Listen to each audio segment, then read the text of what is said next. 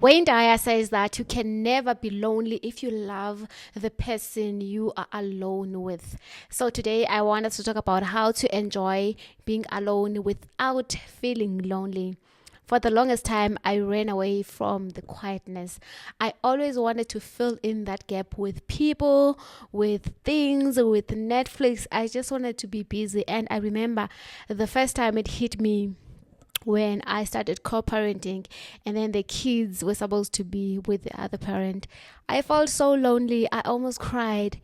And then I realized I love the noise when the kids are around. I love that so much that I'm not used to listening to just quietness and to silence. And then I thought, okay, I need to learn to enjoy my own company, because I know that if I don't, I will end up attracting people that are not good for me, just because I want that void to be filled. And what I realized was, to be honest, we are never truly alone. We are always with God. We are always with our ancestors. Even if we are in the darkest moments, the quietest moments, we are never truly alone. We are with our higher self that knows better, that is rooting for us, that is begging us to have the courage to get out of our comfort zones and to learn and to just listen to ourselves, to listen to our thoughts, so that we can also know which areas of our lives do we need to improve on, which areas of our lives are we doing better in, and how can we have like a more fulfilled lifestyle. So this is how I started enjoying my solo time. The first thing that I did was to go for a solo date. When I started this, I was super nervous. I was so nervous. I thought people were looking at me. I almost choked on my food. That is how nervous I am. So one thing you need to understand is, when you're starting to learn how to enjoy your own company, when you're not used to it, at first it's going to feel uncomfortable. It's going to be scary, but that is fine. You need to understand that you're not going to die from being scared. You're not going to die just because you went for a solo date. So even if it's uncomfortable, allow yourself to sit there in the uncomfortable moments, and the more you do that, the more you start to actually enjoy being on your own. For me, I actually enjoy the solo date so much now, because I know that when I go there, I don't have the pressure of what do I need to eat. I just ask my body, what do I feel like eating today? And then I choose whatever. I know that no one is going to judge me on whether I always order beef or I always order steak or whatever that I'm trying.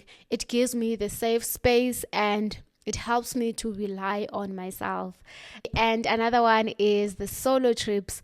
I think for me, that is the first time where I really enjoyed my company. I remember I was in Cape Town, in the world that is in Waterfront, and I was sitting there alone. It was my birthday. And then I almost cried, because I just realized, oh my God, I'm alone. I'm with my thoughts, and I'm actually funny. Like, sometimes I laugh because of my own thoughts, not because someone has told me a joke. If you're someone who's also funny in their head, let me know in the comment section below, so that I know that I am not a freak. Okay, so yeah, I just realized that I'm actually dope company. I realized that actually I love my company, and that is where I started to trust myself more. And being alone now is just such a great time for me, because I know that I get to be creative when I'm on my own. That is the time also for me to create content. That is the time for me to sit with myself, to pray, to meditate, to worship, to write down my feelings. And I love the solitude so much now, and I know that any person that I am attached to, it's not because I want to fill a void. It's not because I want to feel a loneliness. It is because I want to be with those people. So another thing that you can do to learn how to be on your own is, you need to learn to say no to the invites that you don't want. There's no need for you to always say yes when someone is inviting you just because you want to have plans for the weekend. There's no need for you to go for a party or a place that you don't want to go to just because you want to please your friends. It is okay to say no. And you need to understand that no is a full sentence. It does not need to have explanations. And I think when it comes to this, it is boundaries. And with boundaries, you need to start setting boundaries with yourself. When you're able to say no to yourself on those days where you feel like just sleeping and watching Netflix the whole day instead of going to gym, going to do your hair, going to do your nails, taking care of yourself, doing that content or writing the book or whatever that you're trying to do, on those days where you are tough on yourself and you're like, okay, even though I'm lazy, I know that this is what I need to do and I'm going to follow up with that. Set the boundaries for yourself because you're an adult now and no one is gonna be monitoring you. You need to be your own parent.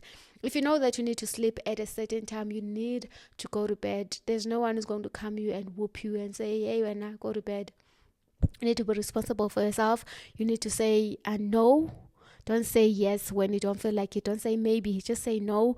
Or maybe just say, I'm going to get back to you later, and then send a text to say no if you are scared of confrontation, just like I was in the past. So learn to set the boundaries, okay?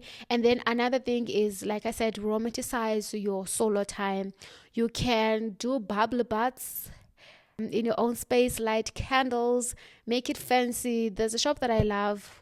There's a shop that I really love that sells the bath bombs and all the nice things that smell nice. I just forgot the name. You can go there and buy yourself nice things and then just sit in your bathtub, play maybe some music if you want, or you can even meditate there, or play affirmations, or just say affirmations to yourself.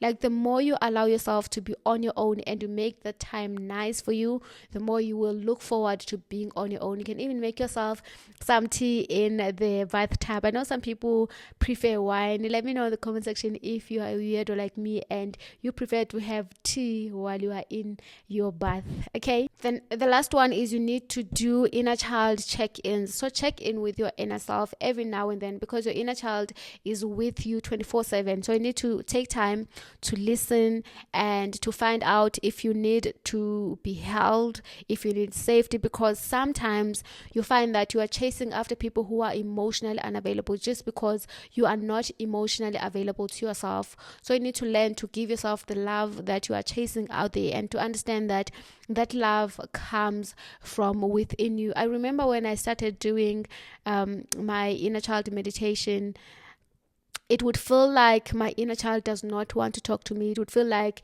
she's angry because I have ignored my inner child for so long. So it's very important that you spend the time with yourself. You learn the things that you like. You learn the things that you don't like. You get to know yourself and you try new things. And this is not a journey that is going to be perfect. It's not a journey that is going to be perfect. You need to be kind to yourself. You need to speak to yourself positively. You need to know that if you don't get something right, that is fine.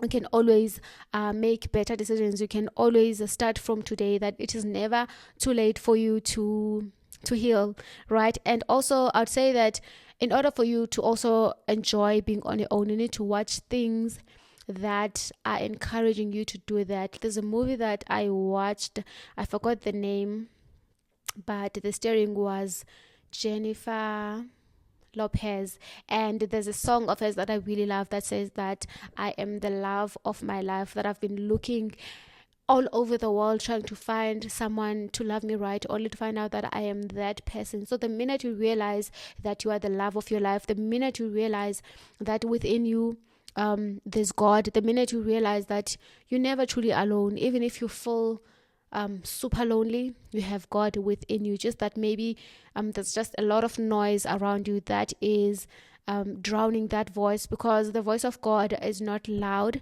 So you need to have quiet time so that you can hear that voice more clearly. And the more you spend time maybe praying or meditating, the more you will be able to discern the voice of God. Because sometimes what happens is you don't trust that voice because you are so used to everything just filling in the void, whether it is movies or people or friends or gossip or whatever it is. So just learn to be on your own and know that when you're on your own, you'll be able to know your worth. You won't settle for breadcrumbs. You won't settle for people who are not right for you just because you want people to say that you are in a relationship. You won't do things just for the sake of doing them, or doing things because you want people to give you validation. You'll validate yourself. You'll be so proud of yourself. Let me know in the comment section below if you are in a journey of trying to discover how to be on your own and how to enjoy that.